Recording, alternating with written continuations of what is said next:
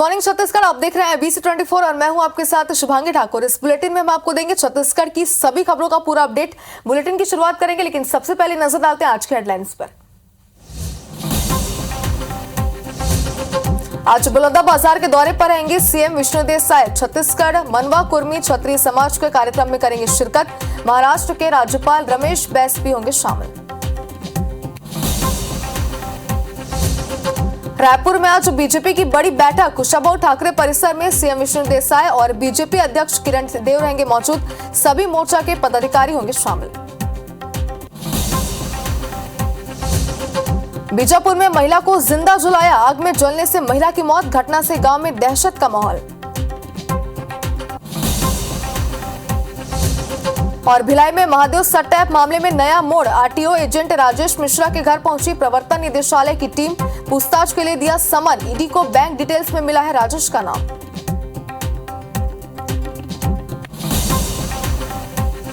बलौदाबाजार के भाटापारा में झारखंड के चूरामन साव के दफन शव को निकाला। चूरामन साव की हत्या कर ऑटो ड्राइवर ने रची थी साजिश। आरोपी की गिरफ्तारी के बाद खुलासा। पुलिस कराएगी डीएनए टेस्ट।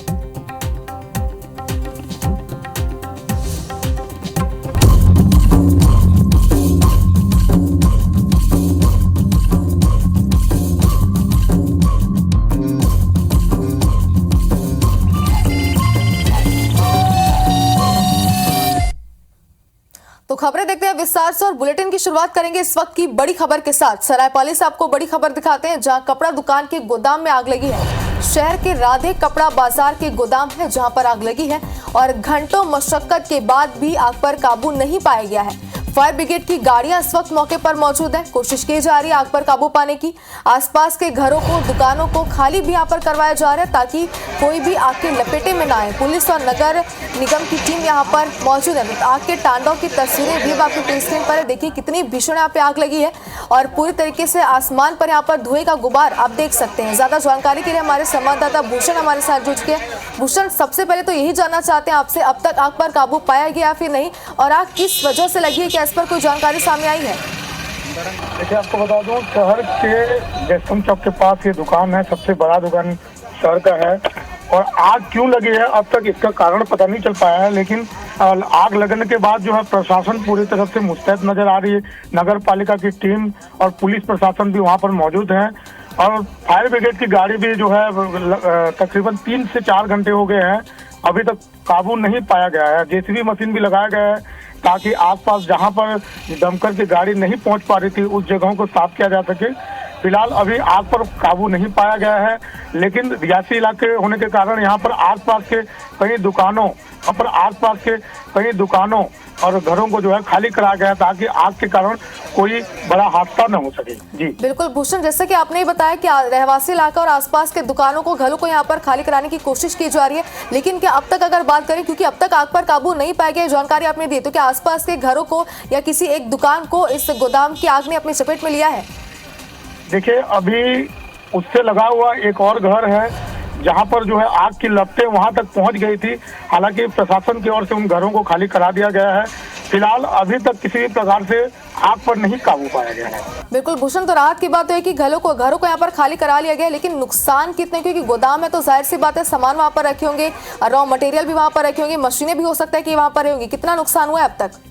देखिए, अब तक नुकसान का तो लाखों रुपए में नुकसान की बात कही जा रही है, लेकिन गोडाउन काफी बड़ा है, जहाँ पर जो है अभी वहाँ पर अंदर प्रवेश नहीं करने दिया गया है किसी को, क्योंकि वहाँ पर आग की लपटें काफी जो है आसमान तक नजर आ रही हैं। इसके कारण जो है अभी तक ये कह पाना अभी सही नहीं होगा।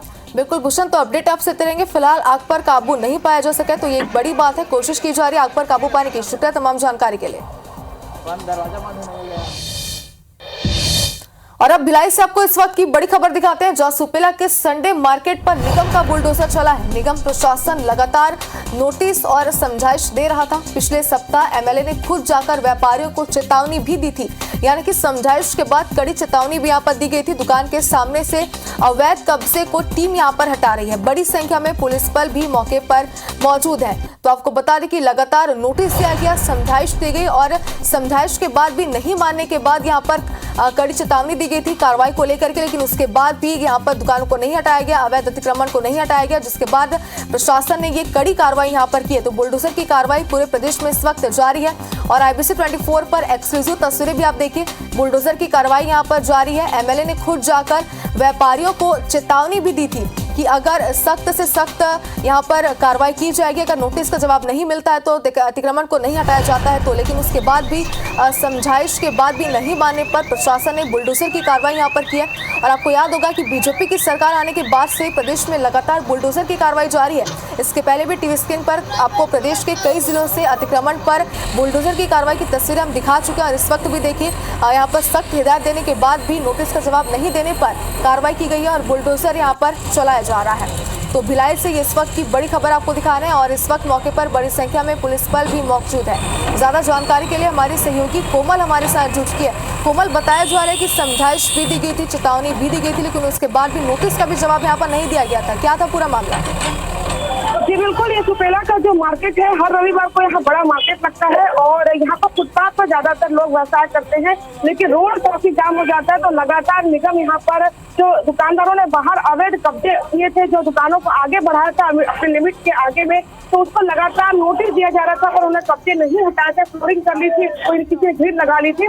तो आज कल पिछले सप्ताह जब विधायक रिकेश सिंह ने पर्सनली जाकर सबको चेतावनी दी थी, उसके बाद आज सुबह से यहाँ पर करीब 6 बुलडोजर के साथ निगम की टीम पूरी पहुंची हुई है और लगातार सब ताबड़तोड़ कार्रवाई चल रही है। और जो कब्जे यहाँ पर लोगों ने सीमेंटीकरण किया था, किसी ने भीड़ लगाई, सबको हटाया जा रहा है। और पूरी तरीके से जो मार्केट है, क्योंकि यहाँ पर 120 मीटर चौड़ा रोड है जो जाम होकर के करीब 20 मीटर तक जाता है। तो आज सुबह से पुलिस भी बड़ी संख्या में मौजूद है, तहसीलदार है, यहाँ पे 2 नायक पहुंचे हुए हैं। तो सब मिलाकर के जो कार्रवाई है, कई सालों के बाद ये बड़ी कार्रवाई देखी जा रही है सुपेला संडे मार्केट में। बिल्कुल कोमल, तो बड़ा एक्शन यहाँ पर लिया गया, लेकिन नोटिस को लेकर जानकारी आपसे चाहते हैं। कितने दिनों बाद नोटिस जारी किया था समझाइश देने के बाद, और नोटिस का जवाब कितने दिनों में देना था? बिल्कुल, नोटिस इस तरीके से लगातार इन्हें कई सालों से नोटिस दिया जा रहा है कि जो इनकी मार्किंग है, जो इनका जहाँ तक इनका लाइसेंस है दुकान का, जमीन जहाँ तक है वहीं तक इन्हें अपना कारोबार बढ़ाना है, लेकिन ये नोटिस का जवाब भी नहीं दे रहे थे, जिसके बाद ये कार्रवाई की गई। क्योंकि नोटिस का जवाब देने के बाद उन्हें स्वयं हटाना था, लेकिन ना जवाब दिया किसी ने, ना खुद कब्जा हटाया। तो आज उसकी एवज में जब नोटिस का जवाब नहीं मिला, जब बिल्कुल कोमल, तो बड़ा एक्शन यहाँ पर लिया गया, बुलडोजर की कार्रवाई जो है यहाँ पर की गई। शुक्रिया आपका तमाम जानकारी के लिए। और अब बात करते हैं सट्टा ऐप महादेव पर ईडी की कार्रवाई की। तो कार्रवाई जो है वो लगातार जारी और इसी कड़ी में ईडी की टीम भिलाई में आरटीओ एजेंट का काम करने वाले राजेश मिश्रा के घर पहुंची। हालांकि ईडी की टीम को घर पर आरटीओ एजेंट राजेश मिश्रा नहीं मिले, जिसके बाद टीम ने राजेश मिश्रा के बड़े भाई को नोटिस देकर वापस लौटाई। बताया जा रहा है कि आरटीओ एजेंट राजेश के तार महादेव सट्टा ऐप से जुड़े हैं और राजेश ब्लैक मनी को व्हाइट करने का काम किया करता था। राजेश के अकाउंट से करोड़ों के ट्रांजैक्शन की बात सामने आई है। इधर ईडी की टीम ने अपने घर में देख राजेश की बुजुर्ग मां सदमे में आ गई और इस दौरान टीम राजेश के बड़े भाई राकेश को साथ ले जाने की बात कह रही थी। तभी बुजुर्ग मां बेहोश भी हो गई और इसके बाद परिजनों ने मां की सेहत का हवाला देकर कल ईडी के ऑफिस में जाकर सहयोग देने की बात कही, जिसके बाद टीम वापस लौट गई।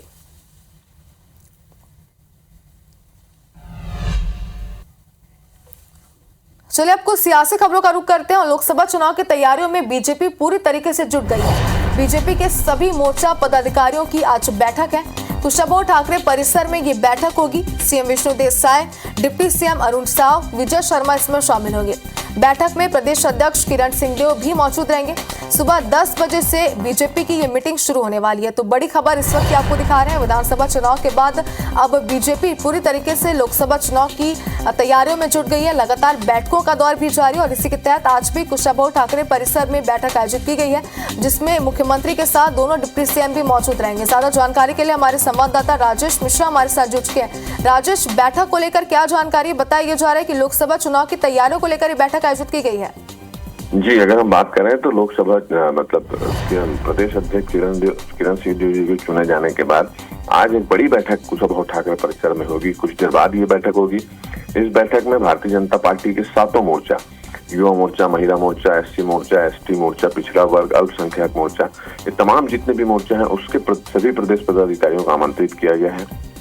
इस बैठक में मुख्यमंत्री विष्णुदेव साय होंगे, दोनों डिप्टी सीएम होंगे और भारतीय जनता पार्टी के जो वरिष्ठ नेता हैं और सभी मोर्चों के पदाधिकारी रहेंगे। इस बैठक कुछ देर बाद ही शुरू होगी और इस बैठक में लोकसभा चुनाव को लेकर जो पिछली बैठक में जो टास्क दिए गए थे उस टास्क को लेकर आने वाले जो दिनों में जो क्या कार्य योजना है, किस तरह से मोर्चे काम करेंगे उसको लेकर, लोकसभा चुनाव की तैयारी को लेकर, और सबसे महत्वपूर्ण विषय ये है कि मोदी की गारंटी को किस तरह से पूरा करना है और मोदी की गारंटी पूरा करने के लिए क्या इनको जिम्मेदारी दी जाएगी। इन सब मुद्दों को लेकर चर्चा होगी। काफी महत्वपूर्ण बैठक ये मानी जा रही है और किरण देव के प्रदेश अध्यक्ष बनने के बाद ये संयुक्त मोर्चा की पहली बैठक है, तो काफी महत्वपूर्ण इसको माना जा रहा है। कुछ देर बाद ये बैठक कुशवाहा ठाकरे परिसर में शुरू होगी। जी बिल्कुल राजेश, तो जैसे कि आपने बताया कि लोकसभा चुनाव की रणनीति इसमें बनाई जाएगी, साथ ही कई योजनाएं जिनको लेकर चर्चा की जाती है, इस लिहाज से बेहद महत्वपूर्ण बैठक होने वाली है। अपडेट आपसे लेंगे, शुक्रिया तमाम जानकारी के लिए।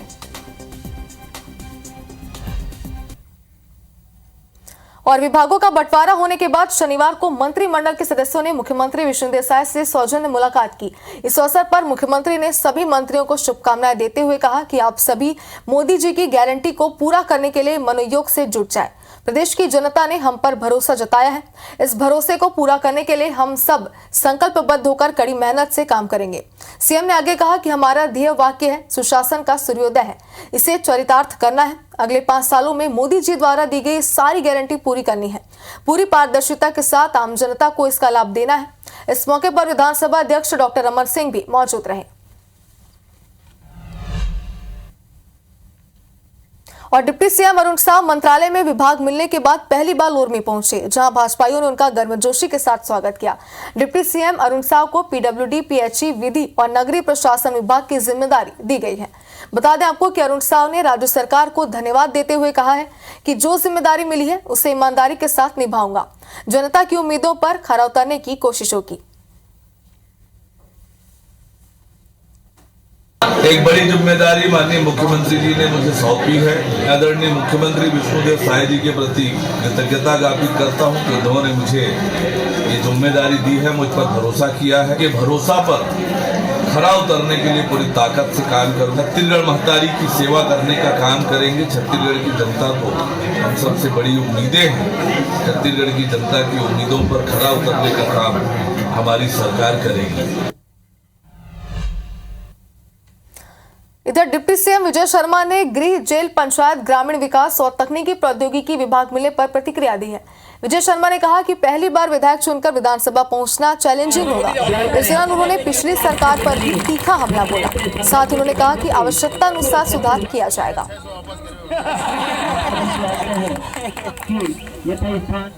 आखिरकार लंबे वक्त बाद जो है मंत्रिमंडल में विभागों का आवंटन कर दिया गया है और हमारे साथ इस वक्त डिप्टी सीएम विजय शर्मा जी है, जिनको जो है गृह और जेल का प्रभार दिया गया है।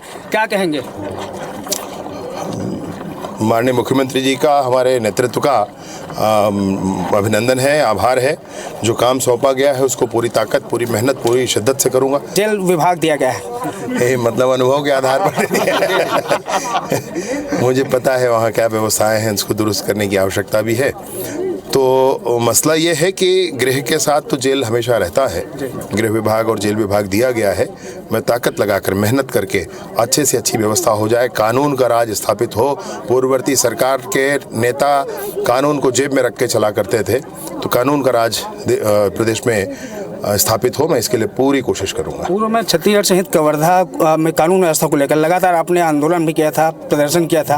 अब किस तरीके का बदलाव होगा? समूची भाजपा ने किया था, समूचे विपक्ष ने किया था। कारण ऐसा था कि कितने सारे प्रकरण कवर्धा में हुए, पुलिस वाले को सरे बाजार झापड़ मारा गया, एक तो एफआईआर नहीं हो सका।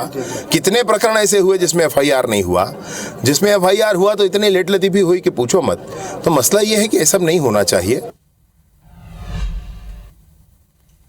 और प्रदेश के खेलकूद, युवा और राजस्व मंत्री टंकराम वर्मा विभाग मिलने के बाद पहली बार बलौदा बाजार पहुंचे, जहां उन्होंने अधिकारियों को दो टूक जवाब देते हुए कहा कि भ्रष्टाचारी अधिकारियों को नहीं छोड़ा जाएगा और ईमानदार अधिकारियों को सम्मानित भी किया जाएगा।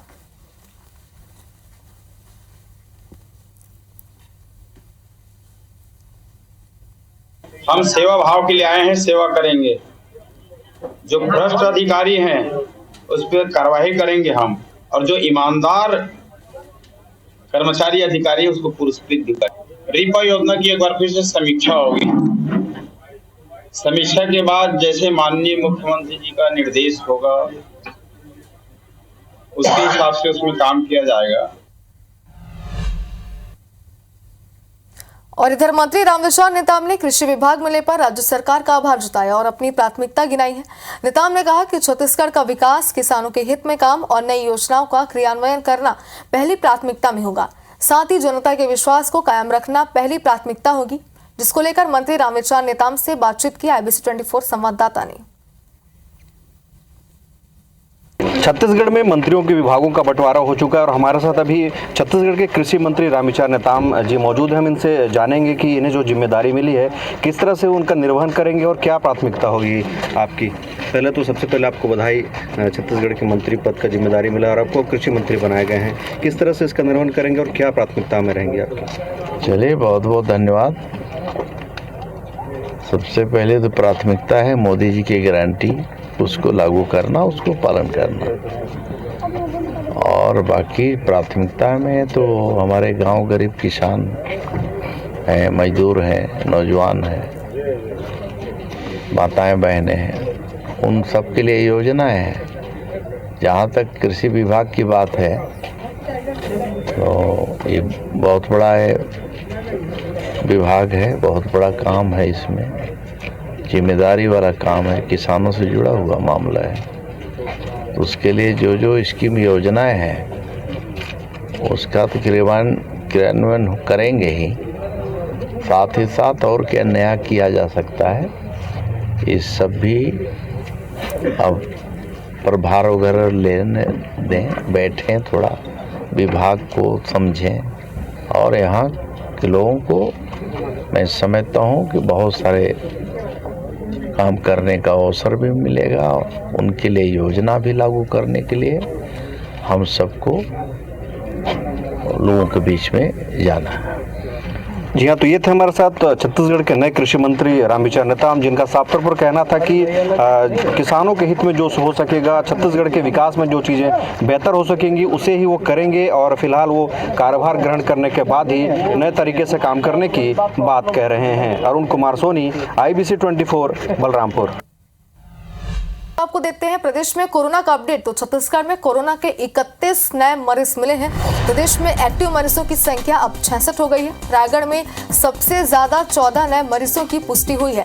पॉजिटिविटी दर 0.78% पहुंच गई है। तो लगातार और हर दिन हम आपको कोविड का अपडेट गुड मॉर्निंग छत्तीसगढ़ में देते आ रहे हैं और हर बार अगर आप देखें तो आंकड़े जो है वो लगातार बढ़ते सामने आ रहे हैं। अगर इस वक्त हम बात करें तो प्रदेश में कुल एक्टिव मरीजों की संख्या 66 है और सबसे ज्यादा रायगढ़ में 14 नए मरीजों की पुष्टि हुई है। तो अब प्रिकॉशंस रखने की सभी को जरूरत है और स्वास्थ्य विभाग पूरी तरीके से अलर्ट मोड पर आ चुका है, लेकिन लोगों को भी सतर्क रहने की जरूरत है क्योंकि आंकड़े लगातार बढ़ते हुए नजर आ रहे हैं। तो इन सभी मरीजों की अगर बात करें तो कुछ की ट्रैवल हिस्ट्री भी मिली है तो कुछ की ट्रैवल हिस्ट्री नहीं भी है। इसका मतलब यह है कि अगर आप किसी जगह से यात्रा करके नहीं भी आए हैं तो भी कोविड का खतरा आपके ऊपर बना हो सकता है, इसलिए सतर्कता बरतने की जरूरत है। प्रिकॉशंस रखना एक बार फिर से आप सभी को शुरू कर देना चाहिए। तो IBC 24 भी बढ़ते आंकड़ों के साथ में दर्शकों से अपील करता है कि आप भी सावधानी अब बरतना शुरू कर दें।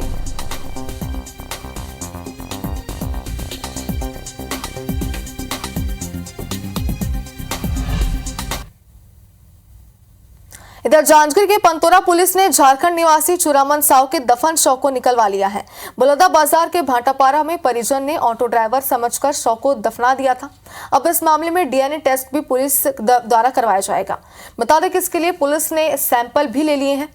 दरअसल पूरा मामला अगर आपको बताएं तो बिलासपुर के ऑटो ड्राइवर शंकर शास्त्री ने 25 दिसंबर की रात कोरबा जाते वक्त यात्री चूरामन साव की पत्थर पटक हत्या कर दी थी और अपना कपड़ा पहना दिया था। 26 दिसंबर को रक्तरंजित शव मिलने के बाद पुलिस ने हत्या का जुर्म दर्ज किया था और परिजन ने शंकर शास्त्री के रूप में शव की पहचान की थी, लेकिन शंकर शास्त्री जिंदा निकल गया और उसी ने झारखंड निवासी यात्री चूरामन साव की हत्या की थी। 29 दिसंबर को आरोपी ऑटो ड्राइवर शंकर शास्त्री को गिरफ्तार किया था और उसे जेल भेज दिया है। SDM की अनुमति लेकर पुलिस ने बलौदाबाजार जिले के भाटापारा में दफन चूरामन साव के शव को बाहर निकलवाया। शव को इसके परिजन को सौंप दिया गया। अब पुलिस द्वारा DNA टेस्ट भी करवाया जाएगा। इसके लिए पुलिस ने सैंपल भी ले लिए हैं।